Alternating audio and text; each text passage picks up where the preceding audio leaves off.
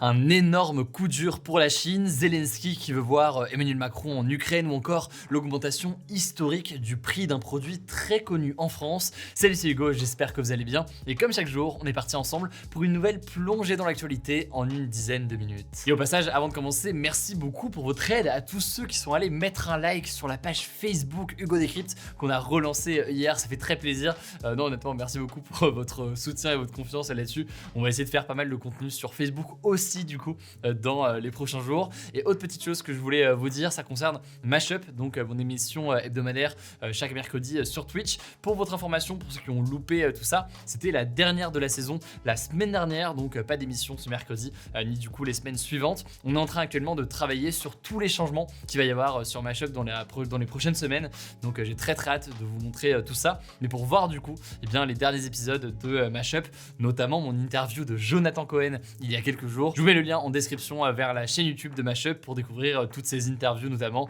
que ce soit de Jonathan Cohen, d'artistes, de sportifs que vous connaissez sans aucun doute, que j'ai pu voir ces derniers jours. Allez, on passe donc aux actus aujourd'hui et on commence avec le sujet à la une. Aujourd'hui, on va parler de diplomatie et de géopolitique. Tiens, ça fait quelques jours, plusieurs îles du Pacifique ont décidé ce mercredi de refuser une alliance économique et militaire proposée par la Chine.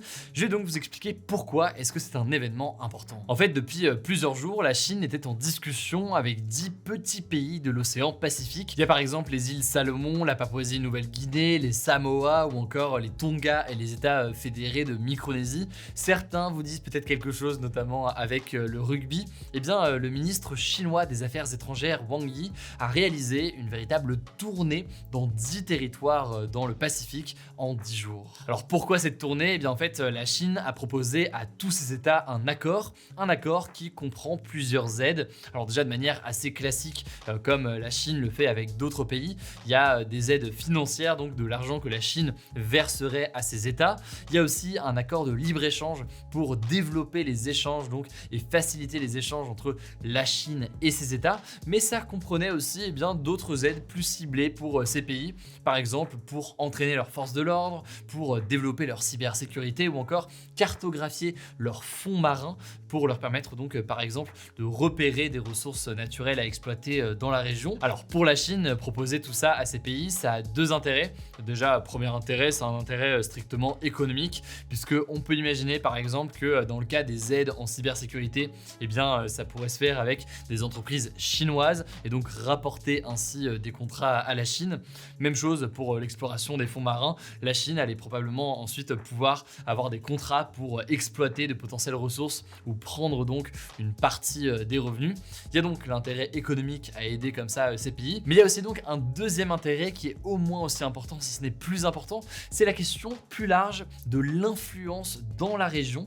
L'idée pour la Chine de développer son influence dans la région du Pacifique, et ce notamment donc face aux États-Unis qui essaient eux aussi de multiplier les partenariats stratégiques dans la région. Alors là-dessus, selon les médias RFI ou encore l'AFP, les 10 micro-États ont dit non à la Chine, en tout cas non pour l'instant. Le président des États fédérés de Micronésie, par exemple, David Paniello, a notamment décrit à l'AFP ce projet d'accord comme étant malhonnête et donnant un contrôle économique trop important à la Chine. Mais c'est aussi très important de noter que plusieurs de ces États, de ces petits États, ont été en fait mis sous pression par les États-Unis pour ne pas accepter donc cet accord avec la Chine. Bref, cette actu, c'est donc un nouvel exemple très marquant de deux choses. Déjà, une stratégie d'expansion très importante de la Chine en ce moment. Alors c'est pas du tout nouveau, ça remonte déjà à plusieurs années. La Chine essaie de multiplier ce genre d'accords en Asie, mais aussi en Afrique et plus récemment en Amérique du Sud. Mais c'est aussi et surtout même un exemple marquant de la guerre diplomatique qui se joue aujourd'hui dans le Pacifique. C'est une région qui est absolument stratégique par laquelle transite notamment une énorme partie des échanges maritimes mondiaux. Et d'un côté donc la Chine considère cet espace comme son territoire d'influence naturelle en termes de proximité géographique. Et de l'autre côté, les États-Unis aussi cherchent à le contrôler. Ils veulent limiter l'expansion de la Chine. Le tout donc dans un contexte de forte tension entre la Chine et les États-Unis. Et d'ailleurs, c'est intéressant de noter que des représentants américains viennent aussi régulièrement dans ces petits États du Pacifique. Bref, tension majeure entre les États-Unis et la Chine autour de ces petits États. Vous l'aurez compris, donc ces États qui n'intéressent pas que les vacanciers. Allez, on continue avec un point en Ukraine, d'abord cette première information sur les combats qui sont toujours très intenses, même si on en entend parfois moins parler ces derniers jours. Les combats sont toujours très intenses à l'est de l'Ukraine et selon les autorités ukrainiennes, eh bien, les troupes russes contrôlent 70% désormais de la ville de Severodonetsk et c'est donc assez marquant car c'est une ville au positionnement très stratégique dans l'est de l'Ukraine.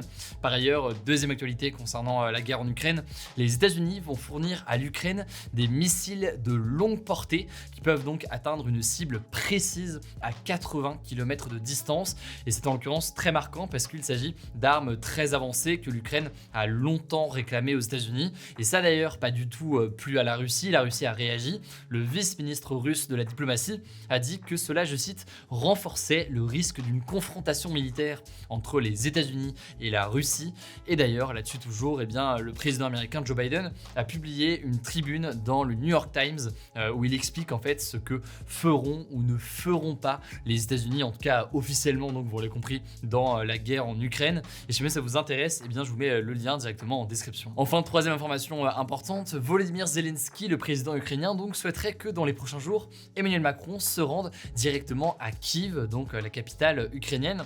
En fait, Emmanuel Macron ne s'est jamais rendu bien dans la capitale ukrainienne, ni même en Ukraine depuis le début de l'invasion russe le 24 février. Et pourtant, eh bien, beaucoup d'autres chefs d'État l'ont déjà fait ces derniers jours. C'était le cas notamment eh bien, du Premier ministre britannique Boris Johnson ou encore du Premier ministre espagnol Pedro Sanchez. Alors, Emmanuel Macron a répondu à cette demande ukrainienne lors d'une conférence de presse. Il a déclaré qu'il s'y rendrait, je cite, en temps utile. Certains estiment en fait qu'il ne souhaiterait pas froisser ses relations avec Vladimir Poutine en se rendant en Ukraine, puisque eh bien, Emmanuel Macron échange régulièrement avec Vladimir Poutine par téléphone.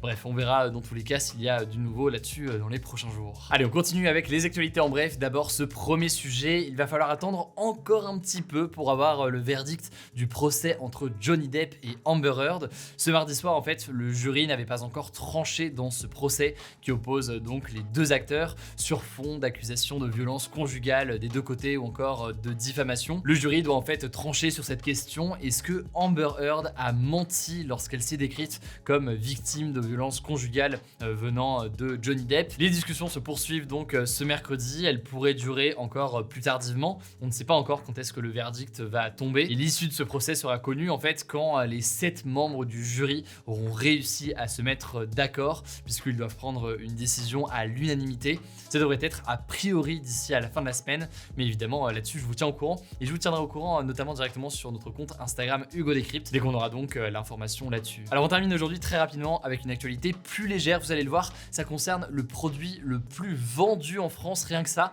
C'est une mythique bouteille d'eau qui vous dit forcément quelque chose, c'est la cristalline. Oh malheureux, doucement avec la cristalline, elle est si bonne. Et oui, et bien cette bouteille d'eau en plastique, connue pour être la moins chère du marché, et bien pour la première fois depuis 20 ans, son prix va augmenter. Alors actuellement, un pack d'eau cristalline se vend en moyenne 1,03€ et ça depuis le passage à l'euro en 2002. Et là donc, il devrait augmenter d'environ 10 centimes, donc de près de 10%.